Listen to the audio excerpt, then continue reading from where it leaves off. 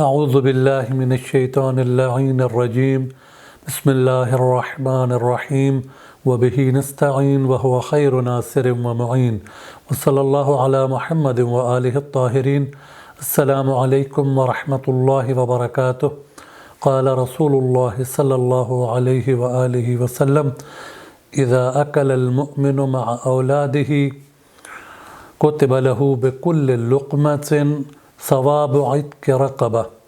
اللہ کے رسول ارشاد فرماتے ہیں کہ جب ایک مومن اپنی اولاد کے ساتھ، اپنے گھر والوں کے ساتھ مل کر کھانا کھاتا ہے، ہر لقمے کے بدلے پروردگار عالم اسے 3 اجر عطا کرتا ہے۔ پہلا اجر ثواب عتق رقبہ، کہ ہر لقمے کے بدلے اسے ایک غلام کے آزاد کرنے کا اجر عطا کرتا ہے۔ اب ایک غلام کو آزاد کرنے کا کتنا اجر ہے؟ اللہ کے رسول کی ہی ایک روایت جس میں حبیب خدا ارشاد فرماتے ہیں من اعتق رقبۃ مسلمۃ، جس نے کسی ایک مسلمان کو آزاد کروایا، اعتقہ اللہ بکل عضو عضوا، تو پروردگار عالم اس انسان جسے اس شخص نے آزاد کروایا ہے، اس کے ہر عضو کے بدلے اس آزاد کرنے والے انسان کے ہر عضو کو جہنم کی آگ سے آزاد کر دے گا، اس سے نجات دلائے گا۔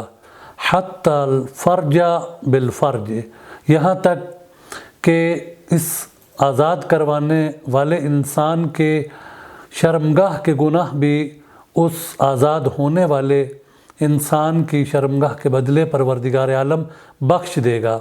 یعنی ہر عضو کو اس کے ہر عضو کے بدلے پروردگار عالم جہنم کی آگ سے آزاد کر دے گا۔ ایک غلام کو آزاد کرنے کا یہ اجر ہے۔ اور جو شخص اپنے اولاد کے ساتھ بیٹھ کر کھانا کھاتا ہے، اس کے ہر لقمے کے عوض پروردگار عالم اسے ایک غلام کے آزاد کرنے کا اجر دے گا۔ اور دوسرا اجر وَرُفِعَ لَهُ مَدِينَةٌ، اور پروردگار عالم اس کے لیے جنت میں ایک گھر نہیں، 2 گھر نہیں، بلکہ ایک پورا شہر تعمیر کرے گا۔ ہر لقمے کے برابر، ہر لقمے کے بدلے میں پروردگار عالم اس انسان کے لیے جنت میں ایک پورا شہر تعمیر کرے گا۔ اور تیسرا وَأَعْطَاهُ اللَّهُ كِتَابَهُ بِيَمِينِهِ، اور پروردگار عالم قیامت والے دن اس انسان کو نامہ اعمال اس کے دائیں ہاتھ میں عطا کرے گا، کہ جس دن بہت سے افراد کو نامہ اعمال ان کی بائیں ہاتھ میں دیا جائے گا، یعنی وہ جنت سے دور کیے جائیں گے، اور ان کو نامہ اعمال ان کے بائیں ہاتھ میں دینے کا معنی یعنی انہیں جہنم کی طرف پروردگار دھکیلے گا۔ اس دن اس انسان کو، کہ جو شخص اپنے اہل و عیال کے ساتھ بیٹھ کر کھانا کھاتا ہے، اس کو نامہ اعمال اس کے دائیں ہاتھ میں دیا جائے گا۔ اب دیکھیں، اپنے گھر والوں کے ساتھ بیٹھ کر کھانے کا یہ اجر ہے۔ کھانا کھانا انسان کی فطرت میں شامل ہے۔ انسان کھانا کھائے بغیر زندہ نہیں رہ سکتا، یہ اس کی ضرورت ہے۔ لیکن اگر اس ضرورت کو بھی انسان اللہ کے قوانین کے مطابق اگر اس ضرورت کو پورا کرے تو پروردگار عالم اسے کتنا اجر عطا کرتا ہے۔ اب سوچئے کہ وہ انسان کہ جو باہر اپنے دوستوں کے ساتھ کھانا کھانا پسند کرتا ہے اور اپنے بچوں کے ساتھ بیٹھ کر کھانا نہیں کھاتا، وہ کتنے بڑے اجر سے محروم ہو رہا ہے کہ پروردگار عالم اس کو ایک بہت بڑی اجر سے محروم کر رہا ہے۔ اور اس کھانا کھانے اپنے گھر والوں کے ساتھ اس کا فلسفہ اور اس کی حکمت کیا ہے کہ جب انسان اپنے بچوں کے ساتھ بیٹھ کر کھانا کھائے گا، بچوں کو وقت دے گا، تو ان کی تربیت کا بھی اہتمام کرے گا اور ان کی تعلیم کے ساتھ ساتھ ان کی تربیت پر بھی توجہ دے گا، اور خود متوجہ ہوگا، خود ان کی نگرانی کرے گا۔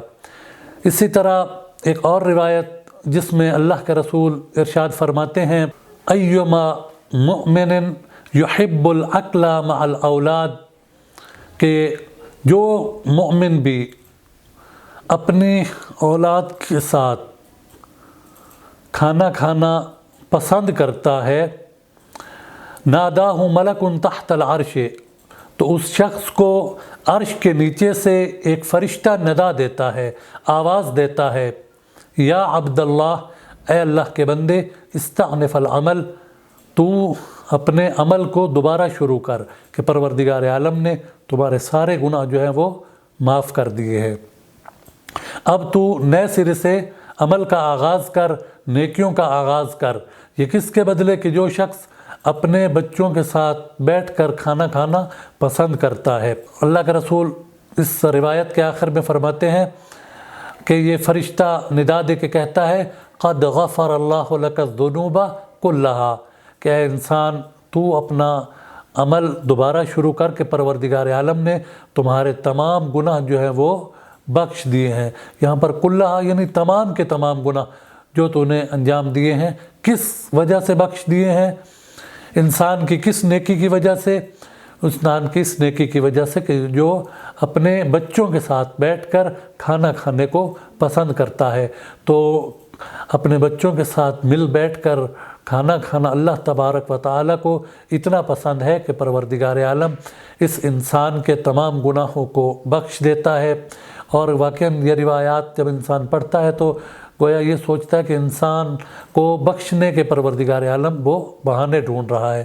تو ہمیں چاہیے کہ ہم ان روایات کی روشنی میں زیادہ سے زیادہ ہم اپنے بچوں کے ساتھ وقت گزاریں، اور خصوصاً جب کھانا کھانے کا وقت آئے تو ہم اپنے بچوں کے ساتھ بیٹھ کر کھانا کھانا اسے ہم پسند کریں، اور ہمیں سب سے زیادہ اپنے بچوں کو وقت دینا چاہیے۔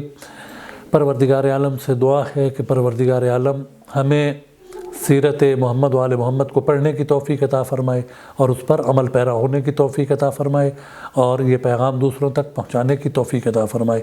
والسلام علیکم ورحمۃ اللہ وبرکاتہ۔